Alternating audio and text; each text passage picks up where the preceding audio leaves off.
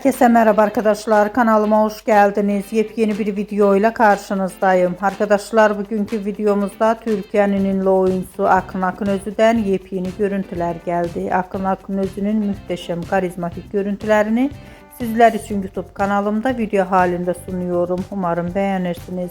Arkadaşlar, videomu beğendiyseniz kanalımı izlemeyi ve bildirim butonuna basmayı unutmayın. Şimdilik benden bu kadar olsun. Yeni videomuzda görüşmek üzere. Hoşça kalın.